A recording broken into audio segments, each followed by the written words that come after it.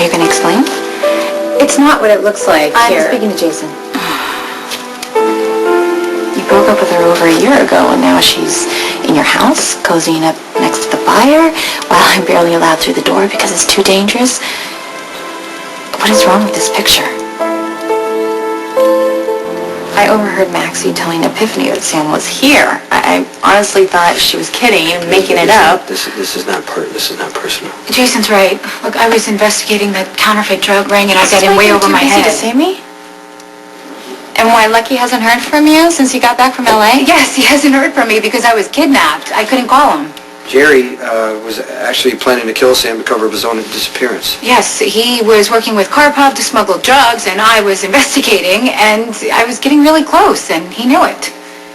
So he kidnapped you? Yeah, he did, and he tried to kill me. Twice, actually. Jerry tried to ambush Sam, actually with an explosion that almost killed both of us in the alley off of 3rd Street that night Robin had her baby. And thank God that Jason was passing by when he did, because he saved me. And then I went home to my apartment, and guess who was there? Jerry, and he took me to this boat that he was using, and he had charges set on the boat, the same ones that he did at the Metro Court. He was going to blow up the boat and make his getaway. My body would have been found floating in the water, but thank God Jason came, and he saved my life.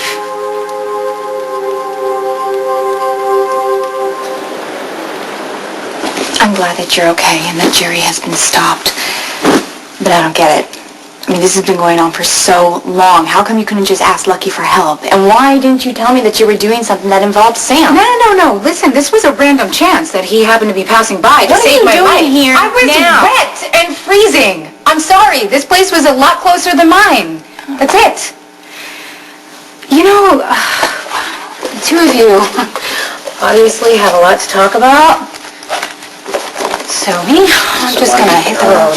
Need some money for a cab? No, I don't. I tell Spinelli I'm borrowing his clothes.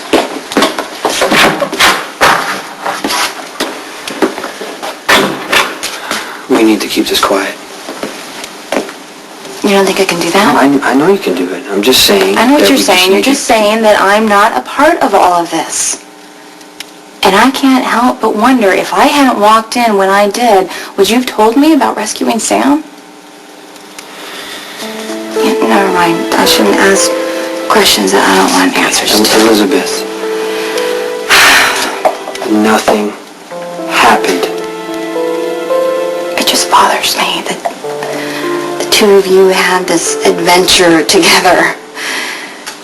And what bothers me even more is that you didn't trust me enough to tell me. I don't tell you about my work because it's dangerous for you to know about my work. But not for Sam. You are the mother of my child. I don't want anything happening to you because of me.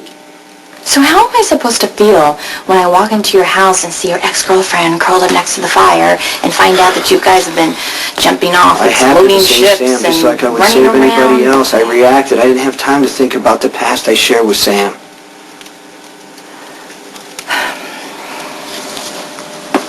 Speaking of the past, mine came up today.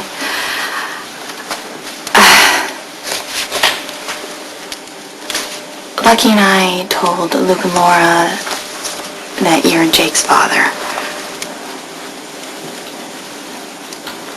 Why would you do that?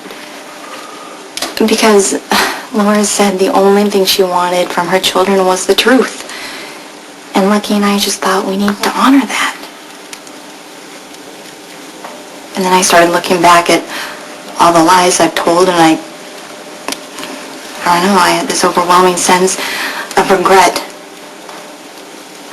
I don't want to be the type of person. I want to live my life honestly. No matter what the consequences. So what are you saying? I'm just saying that I love you.